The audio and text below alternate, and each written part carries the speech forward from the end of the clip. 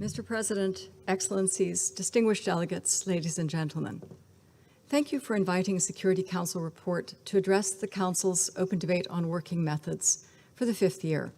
Our appreciation goes to Albania and Ambassador Ferit Hoxha as the chair of the informal working group on documentation and other procedural questions, and to all the elected Council members who have energetically fulfilled this role in decades past.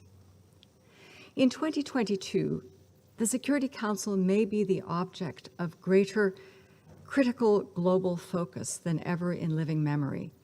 Tough questions about the Council nonetheless reflect expectations that its members will act effectively to defend the UN Charter and to prevent and respond to violations.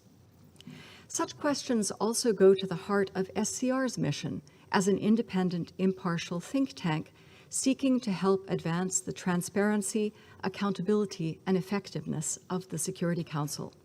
I thank Council members, other member states, colleagues within the UN, and our counterparts in civil society, without whom SCR could not work as we do. In this connection, SCR acknowledges with deep gratitude Ms. Hasmik Egyan, newly retired after 6 years as the Director of the Security Council Affairs Division of the UN, SCAD, and we add our appreciation to all SCAD colleagues for their dedicated work. I also acknowledge Ms. Lorraine Sievers for her work in this field. Mr. President, as the UN's founders knew, peace is to be made among adversaries, not among friends. Working methods may offer some bridging elements in today's difficult context when used in ways that boost trust, build knowledge, and broaden ownership. Broadening ownership of the Security Council's work can also enhance the Council's legitimacy. In the past year, the Council has grappled with crises that include the war in Ukraine and upheaval in Afghanistan, in Haiti, and in a number of countries in Africa. And there have been significant steps towards broadening member states' ownership and engagement with international peace and security.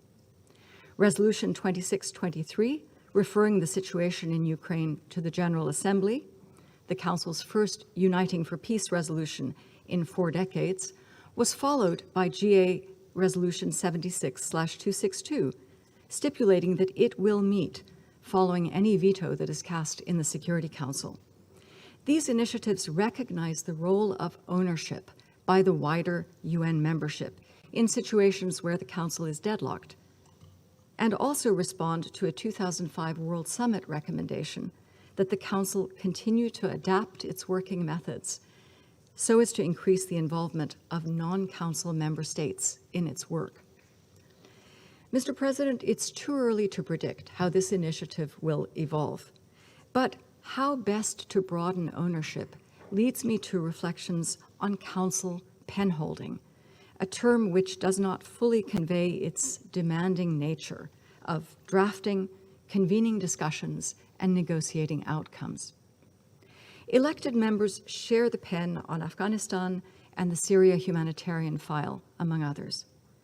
But there was a real breakthrough in 2019 through co-pen holding between a permanent member and an elected member when Germany and the UK shared the pen on Darfur and on Libya sanctions, particularly significant as Germany also chaired the Libya Sanctions Committee. Germany and the UK set an important precedent. Today, the US shares the pen with Mexico on Haiti and with Albania on Ukraine.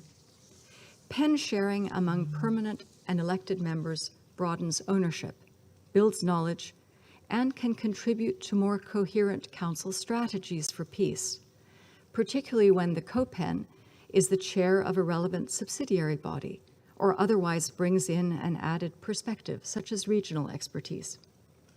But currently, there is no shared pen holding with any sanctions committee chair.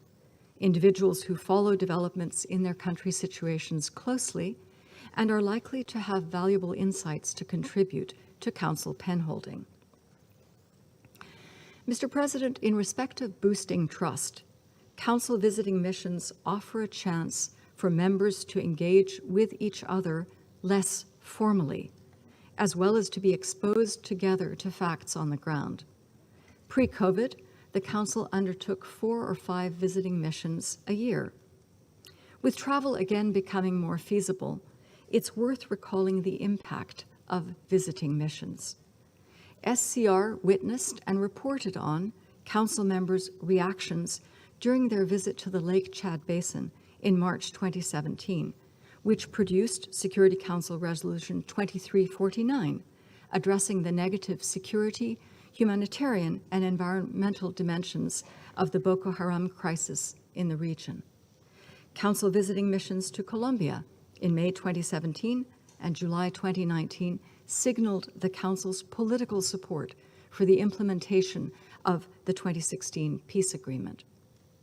With a growing focus on the role of regional and sub-regional organizations in addressing ongoing or emerging conflict within their regions, the Council might also prioritize visits to engage with them on conflict prevention in particular.